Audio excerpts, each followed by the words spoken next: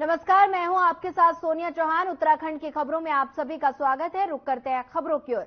बीते 8 और 9 दिसंबर को देहरादून में हुए ग्लोबल इन्वेस्टर समिट से वापस लौटे स्थानीय विधायक राजकुमार पौरी ने कहा कि प्रधानमंत्री नरेंद्र मोदी ने वन अनुसंधान संस्थान से उत्तराखंड वैश्विक निवेशक शिखर सम्मेलन का उद्घाटन किया। 2 दिवसीय शिखर सम्मेलन का उद्देश्य पहाड़ी राज्यों को एक प्रमुख निवेश गंतव्य के रूप में बढ़ावा देना है। उन्होंने कहा कि स्थानीय उत्पादों को बढ़ावा देने और स्वयं सहायता समूह की आय को बढ़ाने के लिए ये लॉन्च किया गया है। इसमें बता दें कि आगे उन्होंने बताया कि प्रधानमंत्री नरेंद्र मोदी जहां देश को आगे बढ़ाने के लिए विकासवादी सोच रहे कदम बढ़ा रहे हैं, वहां प्रदेश में ग्लोबल इन्वेस्टर समिट का होना उत्तराखंड प्रदेश के लिए लाभकारी और विकास के लिए मील का पत्थर साबित होगा।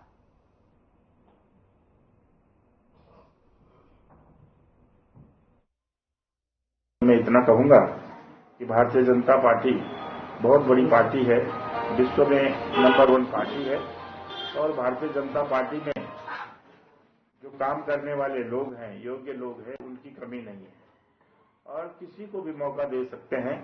जिसको हमारा जो संगठन है वो जिसको चाहता है कि ये काम कर सकता है, तो हर व्यक्ति को मौका देने का काम पार्टी ने किया है और मुझे सौभाग्य मिला कि मैं इस समय राजस्थान में 10 दिन तक प्रवास करके आया हूं। वहां पर मुझे झोटवाड़ा सीट पे भेजा गया था, जयपुर के नजदीक में। तो उस सीट का पहले से मैंने जो अपना आंकलन पार्टी को बताया था, वास्तव में भारतीय जनता पार्टी के पक्ष में था। मैंने वहां पर जो प्रेस वार्ता की, उसमें भी स्पष्ट कर दिया था कि भारतीय जनता पार्टी के पक्ष में ये सीट जाने वाली है। केवल हमें जो है प्रत्याशी चयन में ध्यान रखना होगा। और वास्तव में वहां पर अच्छा निर्णय हमारे हाईकमान ने लिया, सांसदों को टिकट दिया। सांसद को वहां से टिकट देने के बाद वहां पर बहुत अच्छी जीत पार्टी।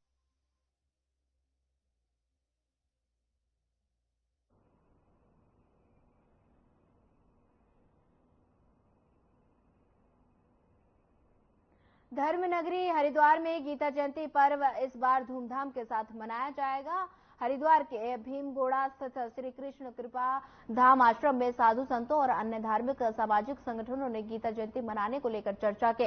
इस दौरान कैबिनेट मंत्री प्रेमचंद्र अग्रवाल भी मौजूद रहे और बताया कि 23 दिसंबर को होने वाली गीता जयंती को अंतर्राष्ट्रीय गीता महोत्सव के रूप में मनाया जाएगा। इसमें सभी सनातनियों से आग्रह किया जा रहा है कि 23 दिसंबर को 11 बजे से लोग जहां भी होंगे वहां पर गीता श्लोकों का पाठ करेंगे। ज्यादातर लोगों को गीता जोड़ने के लिए इस बार अभियान चलाया जा रहा है।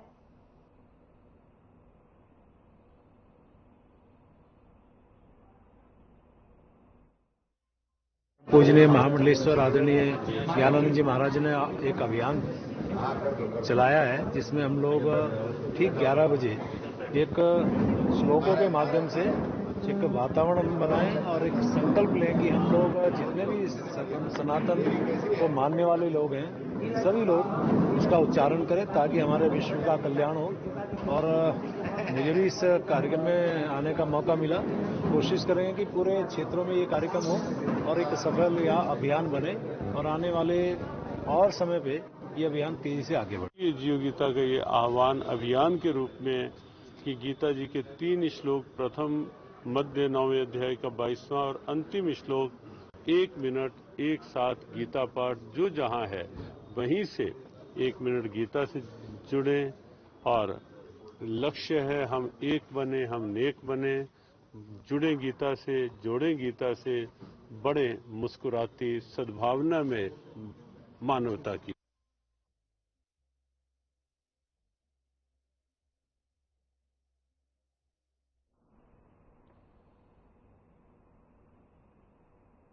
उत्तराखंड में नए साल में समान नागरिक संहिता लागू हो सकता है 22 जनवरी। बता दें कि इसके बाद प्रदेश सरकार कभी भी विधानसभा का विशेष सत्र बुला सकती है, लेकिन दूसरी ओर कांग्रेस हमेशा की तरह इस बार भी लगातार सवाल खड़े कर रही है। उत्तराखंड कांग्रेस के प्रदेश उपाध्यक्ष संगठन मथुरा दत्त जोशी ने कहा कि मुख्यमंत्री पुष्कर सिंह धामी ने जब पदभार संभाला है तब से लेकर अब तक यूसीसी को लागू करने की बात की जा रही है और इसका ड्राफ्ट तैयार करने के लिए सरकार ने कमेटी बनाई थी, लेकिन उसे ड्राफ्ट में क्या है सरकार ने अभी सार्वजनिक नहीं किया है और उस कमेटी की रिपोर्ट का अध्ययन करने के लिए कोई कमेटी नहीं बनाई गई। वहीं आगे उन्होंने कहा कि अपने अपने अलग रीति रिवाज कानून है, ऐसे में उन सभी को सरकार किस तरीके से मैनेज करेगी, इसके लिए सरकार ने कुछ नहीं सोचा। मथुरा दत्त जोशी ने यूसीसी को भाजपा का राजनीतिक एजेंडा बताया।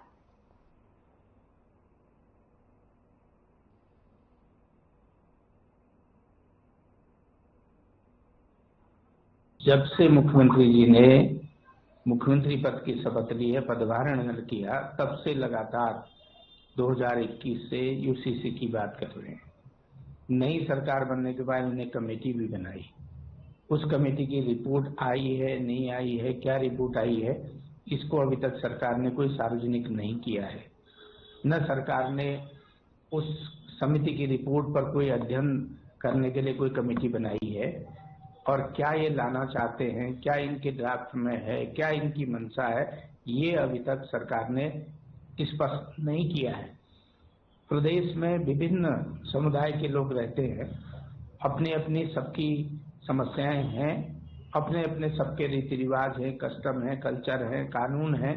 कुमाऊं का अलग कानून है, गढ़वाल का कुछ एरिया का अलग कानून है, कुछ ब्रिटिश कानून से गवर्न होते हैं, जनजातियों के अपने स्थानीय रूल्स और रेगुलेशन हैं।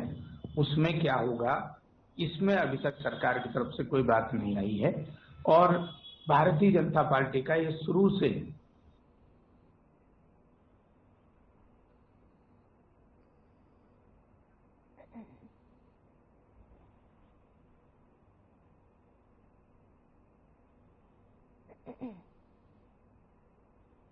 बीते दिनों हुई बारिश के कारण क्षतिग्रस्त हुए मनसा देवी मंदिर की पहाड़ियों के ट्रीटमेंट की कवायद शुरू हो गई है। जिलाधिकारी के निर्देश पर राजाजी पार्क प्रशासन और सिंचाई विभाग के अधिकारियों ने क्षतिग्रस्त पहाड़ियों का निरीक्षण किया, जिसके बाद अब जल्द ही सिंचाई विभाग की ओर से एस्टीमेट बनाकर जिलाधिकारी को सौंपा जाएगा। पहले चरण में हिल बाईपास मार्ग, रेलवे लाइन और पहाड़ी के नीचे आबादी वाले इलाकों में चेकमार्ट बनाए जाएंगे। वहीं उत्तराखंड लैंडस्लाइड मैनेजमेंट की ओर से कार्य योजनाओं का काम शुरू होगा। वहीं आपको बता दें कि जिस कारण भूसंकलन के हिल बाईपास मार्ग बंद हो गया है, वहीं सरकार के निर्देश पर प्रशासन ने पहाड़ियों के ट्रीटमेंट का काम शुरू कर दिया है।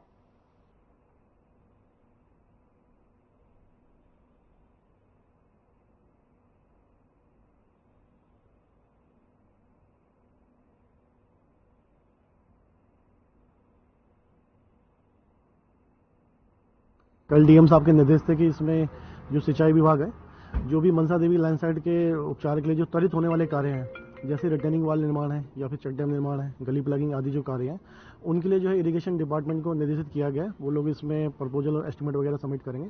तो उसी के क्रम में आज हम लोग राजाजी टाइगर रिजर्व की तरफ से यहाँ पे इरिगेशन डिपार्टमेंट के साथ थे और जो भी ऐसे क्षेत्र हैं जहाँ त्वरित काम हो सकते हैं, जैसे हिल बाईपास रोड की जो रिटेनिंग वाल वगैरह है या जो नीचे रोड से लगे नाले हैं, जो नीचे मुख्य नाले जो है, उनमें क्या चेक डैम वगैरह लगाए जा सकते हैं, किस तरह से नीचे की आबादी क्षेत्रों को, और जो रेलवे ट्रैक्स वगैरह हैं उसमें आगामी वर्षा काल में नुकसान ना हो, तो कुछ त्वरित कार्य इसमें प्रपोज के लिए हम लोग यहाँ पे हैं। इसके अतिरिक्त जो मेजर लैंडस्लाइड हैं वो तो काफ़ी लॉन्ग टर्म वर्क होंगे। उसमें जो Uttarakhand landslide management and mitigation centre है, वो लोग उसके लिए डीपीआर बना के उसको टेकअप कर रहे हैं। तो फिलहाल जो है त्वरित काम होने उसके परिप्रेक्ष्य में सिंचाई विभाग वाले, राजाजी टाइगर रिजर्व वाले यहाँ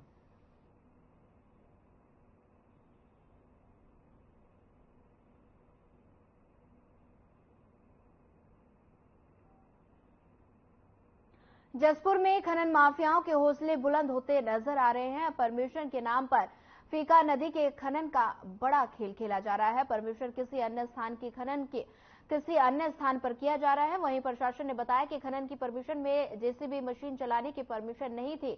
वहीं जसपुर एसडीएम ने बताया कि टीम के साथ फीका नदी खनन स्थल पर जाकर बारीकी से जांच की। मीडिया से रूबरू होते जसपुर तहसीलदार शुभांगनी ने बताया कि पटवारी की रिपोर्ट के बाद अवैध खनन की कार्रवाई की जाएगी। वहीं मौके पर खनन में प्रयुक्त जेसीबी मशीन और खनन सामग्री से लदे डंपर भी अपने कब्जे से लेकर सीज कर दिए जाएंगे।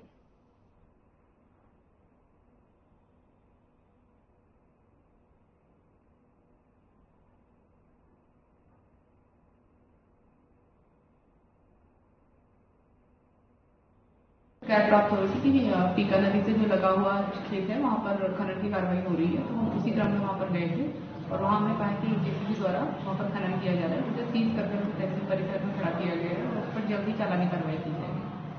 उस संबंध में अभी लेखपाल द्वारा आख्या दी जा रही है, जैसे आख्या में प्राप्त होगी हम अवगत कराएंगे।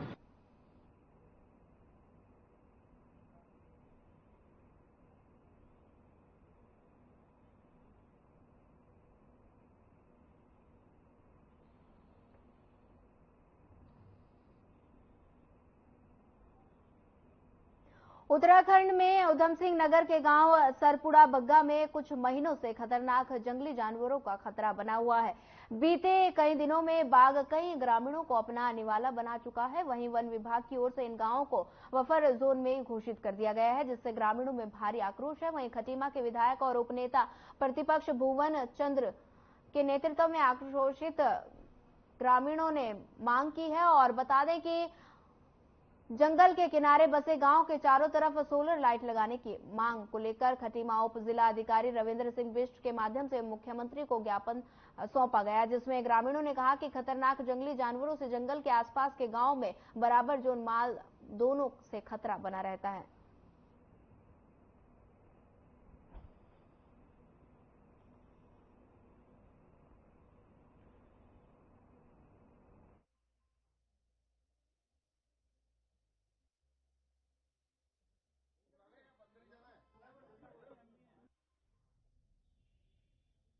जंगल से लगे हुए हैं वहाँ शेर का आतंक है।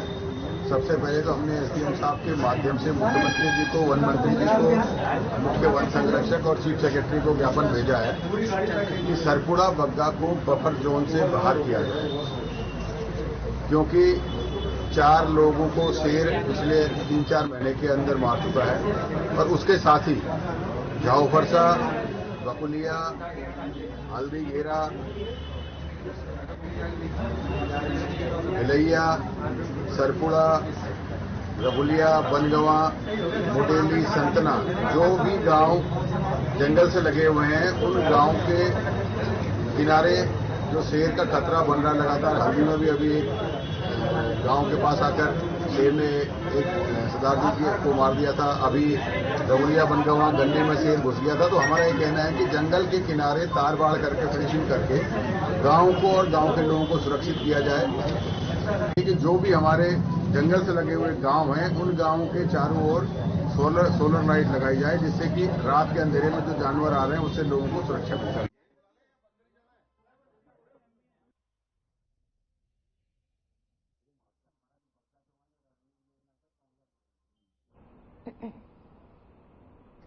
कोटद्वार के रिहायशी इलाकों में हाथियों का आतंक रुकने का नाम नहीं ले रहा। वहीं आपको बता दें कि खासकर जंगल से सटे इलाकों में हाथी का ज्यादा आतंक देखा जा रहा है। उत्तर प्रदेश के जंगल से सटे जीवानपुर में देर रात हाथियों के फसल को रौंद दिया गया। वहीं आपको बता दें कि लोगों के गेट और दीवार को तोड़कर भारी नुकसान पहुंचाया गया, जिससे क्षेत्र के लोगों में वन विभाग के खिलाफ आक्रोश पनप रहा है। वहीं लोगों का कहना है कि सरकार और वन विभाग को हाथियों को जंगल में रोकने के लिए योजना चलानी चाहिए, जिसे आबादी की ओर रुख कर सके। जानवर जो आ रहे हैं इस पर रोकथाम हो। आप देख रहे हैं ये नुकसान, देखिए, आप दिखाइए अपनी वीडियो के माध्यम से दिखाइए। ये सामने घर है और दिन दहाड़े हाथी आ जा रहा है, शाम को 7 साढ़े 7 बजे हाथी पहुंच जा रहा है। तो ये तो यहाँ तो रहना बड़ा दूभर हो जाएगा। अगर यही कंडीशंस रही, यही हिसाब किताब रहा, तो यहाँ नन्हे मुन्ने बच्चे 7-8 बजे तक तो बच्चे अपने आंगनों में खेलते हैं, बैठते हैं, बूढ़े बुजुर्ग बाहर टहलने जाते हैं। और आए दिन, एक दिन ये थोड़ी कि ये कल की ही ये घटना है या कल रात की घटना है, ये आए दिन की घटना है। आप पूरे गांव में जाएं, ये तो कुछ नहीं है, आप उधर जाएं, लोगों की दीवारें तोड़ दी हैं, लोगों के बाड़ तोड़ दी हैं। तो ये अब इस ओर तो ध्यान देना चाहिए, मतलब ये इस पर रोकथाम होनी चाहिए। बहुत नुकसान कर रखा है, रात भर इतनी रोज की काम है ये। कभी हम इतना परेशान हो गए जंगली जानवरों से, तो अब क्या करना, रात भर इतना नुकसान कर दिया। ये शाम को ही सारा गेट तोड़ दिया, सारा ये दीवार तोड़ दी, सारी क्यारी बाड़े सब नुकसान, खेती पाती कुछ नहीं कर सकते हम यहाँ पर, यानी कि इतना परेशान हो गए इन जानवरों से। तो क्या करें। हाथी लगभग कितने दिनों से लगातार आ रहे हैं? यानी कितनी बार लोग भगा रहे हैं तो इधर से तोड़ ताड़ के इधर से तोड़ रहे, बार करते करते परेशान हो गए। इधर कुछ नहीं कर सकते, यानी कि हम खेती पाती कुछ भी है, कुछ नहीं हो सक रहा है यहाँ पे। अब क्या जंगली जानवरों के चक्कर में सारी गेट भी, मेन गेट हमारा ये तोड़ दिया। अब कैसे करना है हम लोगों ने, बताओ कितने परेशान। अच्छा, तो रात का भी हाथी कितने बजे आसपास पहुंचा है? ये पता नहीं 9-10 बजे आया है और ऐसे हम तो डर के मारे बाहर भी नहीं निकले। यानी मतलब हम यहाँ पे किसी भी तरह की हम यहाँ पे खेती कर नहीं सकते। मतलब कल रात तो बिल्कुल, कल रात क्या हमेशा ही मतलब यहाँ पे हाथियों का आतंक रहता है। बरसात के टाइम पे हम धान नहीं बोते, पूरा बंजर छोड़ दिया, और सर्दी के टाइम पर भी हम गेहूँ नहीं बो सकते। अब देखो आज कल रात ही ये 9 बजे आ गया था, 9 बजे से लेकर मैं सुबह 5:30 बजे तक मैं उठा रहा, 5:45 बजे जाके यहाँ से निकला हुआ हाथी। और ये करीब पूरी बाढ़ तोड़ दी हमारे यहाँ से, करीब 4-5 जगह से इसने पूरी बाढ़ तोड़ी हुई है। ये फैक्ट्री की दीवार तोड़ दी है और 3 जगह से दीवार तोड़ी है इसने यहाँ से। तो हमारा तो यहाँ पे बहुत मुश्किल है फसल करने का। तो लगभग आपकी कितनी फसल का नुकसान पहुंचा? ये भाई ये लगा लो, पिछली बार भी हमारे करीब इस खेती पे हमारे करीब 12 कुंटल 13 कुंटल गेहूँ होते हैं।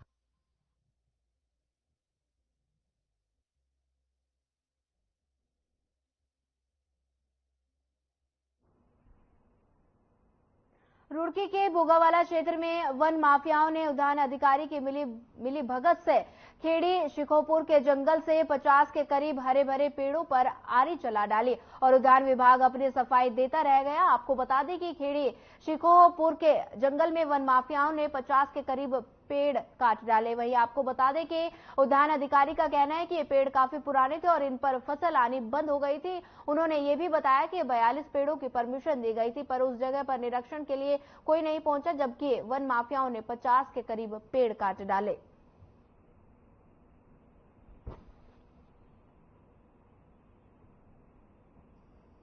नाम पे दी गई, अलग अलग 2 नाम पे उसमें खसरे में एक 20 की दी गई, एक 22 की दी गई। एक 20 की और 22 की। सर बताया जा रहा है ग्रामीणों द्वारा वहाँ पर पेड़ तो कटे से 25 पेड़ 45 पेड़ काटने की बताई जा रही। पेड़ वहाँ पर ज्यादा थे? नहीं, पेड़ तो ज्यादा थे पर वो कटने वाले थोड़े ही थे, जो ज्यादा पेड़ थे। सर हमें वो जो आपने परमिशन दिया वो हमें कटने वाले दिखा देते, पर जो आपने दी है जी वो दिखा सकते हो? हाँ बिल्कुल। और कौन से रजिस्ट्रेशन से है, A1 या C1 जो उनका भी है? हाँ जी। पर 5 दिखा दीजिए। वो बाद में देख लेंगे उसके बाद। सर ये बताइए, जो पेड़ कटे हैं जी अधिक कटे हैं जितनी आपने परमिशन दी? नहीं, अधिक की तो अभी तो मैं गया नहीं उधर निरीक्षण करने, जब निरीक्षण करूंगा तो देखूंगा मैं जाकर। सर अगर अधिक पाए जाते हैं तो किस तरीके? अधिक पाए जाएंगे तो जुर्माना होगा। सर पेड़ों की क्या हालत थी? जो पेड़ जो है उम्र अधिक होने के कारण फलदायी क्षमता खो चुके हैं।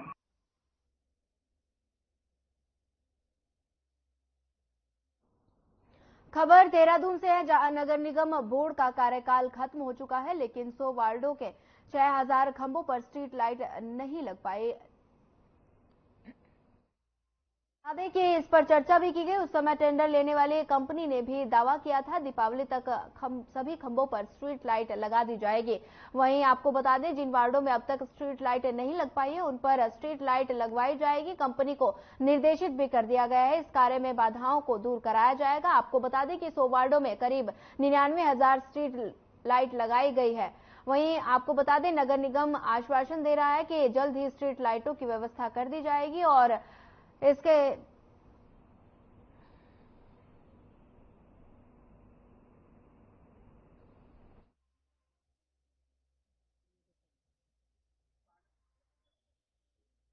इसमें जो अभी मैं आपको बताऊं, जो लास्ट बोर्ड बैठक 30 तारीख को हुई थी हमारे नवंबर में, तो उसमें यह प्रस्ताव भी रखा गया है जो क्षेत्र हमारा छूट गया है जहां पर लाइट की आवश्यकता है उसको हम रीसर्वे करें। लगभग 300-400 की स्थिति बता रहे हैं जैसे हमारे इलेक्ट्रिसिटी के जो इंस्पेक्टर है, उस हिसाब से हम लोग जिसका जो बैठक का कार्यपत्र भी हमारे पास आया नहीं है, जो कार्यपत्र में क्या क्या रखा गया है और कहाँ कहाँ लगना है उसको सर्वे के बाद हम लोग लगाएंगे। हमारी वो बात जो ये सेल का हमारे जिन्होंने काम करना है उनसे हमारी बात होगी।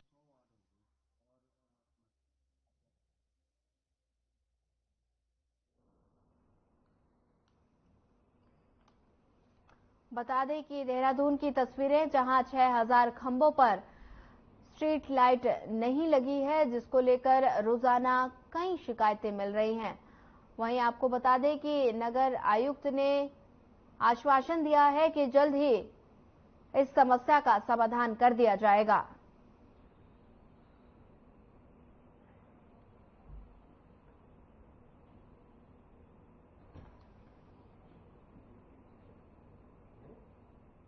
धामी सरकार ने पीआरडी जवानों से कुत्ता घुमाने और बर्तन मंजवाने के आरोपों पर जांच बैठा दी। युवा कल्याण निदेशालय ने देहरादून के जिला युवा कल्याण अधिकारी को इस मामले की जांच कर रिपोर्ट देने को कहा। वहीं इस मामले में राज्य के खेल मंत्री कल्याण रेखा आर्य ने बताया कि जांच कराई जाएगी, वहीं रिपोर्ट आने के बाद सरकार फैसला लेगी।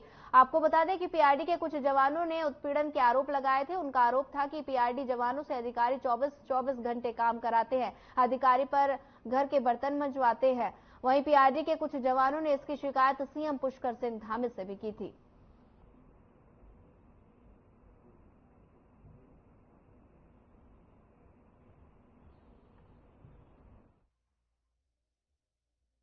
उनकी इस बात को लेकर भी जो है जांच चल रही है कि यदि इस प्रकार का कार्य कहीं पर जिस निमित्त उनकी नियुक्ति हुई है उस निमित्त उनका उपयोग होने के बजाय किसी और कार्य के लिए उनका उपयोग किया जा रहा है जो कि उनके सम्मान को ठेस पहुंचाता है, तो उसको भी परीक्षण किया जा रहा है। और इस प्रकार की चीज यदि पाई गई तो निश्चित रूप से उनके हित में हम लोग निर्णय लेंगे।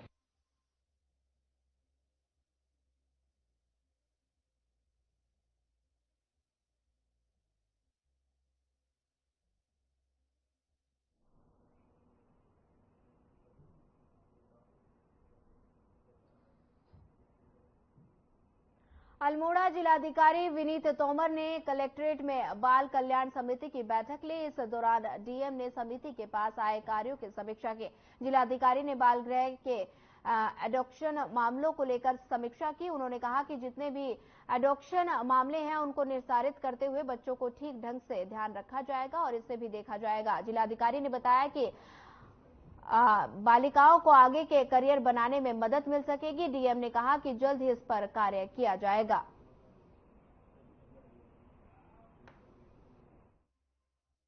बुलेटिन में इतना ही। ज्यादा खबरों के लिए बने रहिए हमारे साथ। नमस्कार।